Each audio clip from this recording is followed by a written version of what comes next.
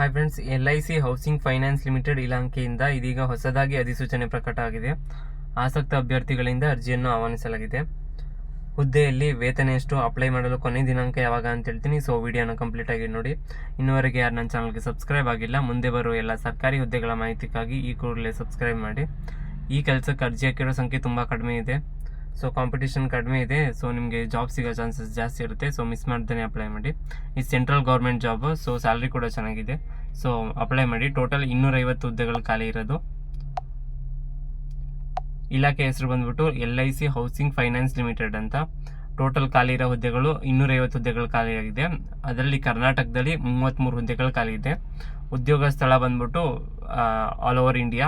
ಕರ್ನಾಟಕದಲ್ಲಿ ಅಪ್ಲೈ ಮಾಡೋರು ಕರ್ನಾಟಕದಲ್ಲಿ 33 ಹುದ್ದೆಗಳು ಮಾತ್ರ ಖಾಲಿ ಇರ್ತವೆ.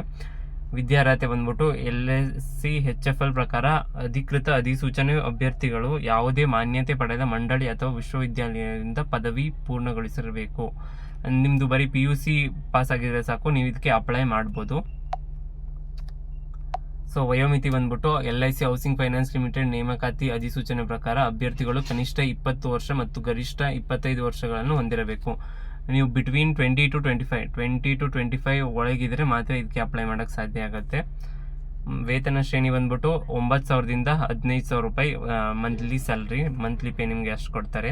ಅರ್ಜಿ ಶುಲ್ಕ ಅಂಗವಿಕಲ ಅಭ್ಯರ್ಥಿಗಳಿಗೆ 472, SC ST ಮತ್ತು ಮಹಿಳಾ ಅಭ್ಯರ್ಥಿಗಳಿಗೆ 708 ರೂಪಾಯಿ, ಮತ್ತು ಸಾಮಾನ್ಯ ಮತ್ತು OBC ಅಭ್ಯರ್ಥಿಗಳಿಗೆ 944 ರೂಪಾಯಿ ಅರ್ಜಿ ಶುಲ್ಕ ಆಗಿರುತ್ತೆ. ಸೊ ಆಯ್ಕೆ ವಿಧಾನ ಬಂದ್ಬಿಟ್ಟು ಲಿಖಿತ ಪರೀಕ್ಷೆ ಮತ್ತು ದಾಖಲೆ ಪರಿಶೀಲನೆ ಮತ್ತು ವೈಯಕ್ತಿಕ ಸಂದರ್ಶನದ ಮೂಲಕ ಮಾಡ್ತಾರೆ. ನಿಮ್ಮ PUC ಪಾಸಿಂಗ್ ಮಾರ್ಕ್ಸ್ ಪರ್ಸೆಂಟೇಜ್ ತಗೋತಾರೆ, ಪ್ಲಸ್ ನಿಮಗೆ ಒಂದು ಲಿಖಿತ ಪರೀಕ್ಷೆ ಕೊಡ್ತಾರೆ.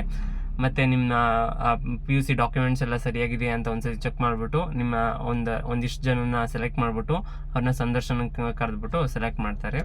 ಸೊ ಅಪ್ಲೈ ಮಾಡಿ. ಸೆಂಟ್ರಲ್ ಗೌರ್ಮೆಂಟ್ ಜಾಬಿಂದ ಜಾಬ್ ಸೆಕ್ಯೂರಿಟಿ ಜಾಸ್ತಿ ಇರುತ್ತೆ. ಸೊ ಅರ್ಜಿ ಸಲ್ಲಿಸಲು ಪ್ರಾರಂಭ ದಿನಾಂಕ ಬಂದ್ಬಿಟ್ಟು ಈಗ December 28 ಸ್ಟಾರ್ಟ್ ಆಗಿದೆ. ಲಾಸ್ಟ್ ಡೇಟ್ ಬಂದ್ಬಿಟ್ಟು December 31 last date. So miss ಮಾಡ್ದೇ ಅಪ್ಲೈ ಮಾಡಿ.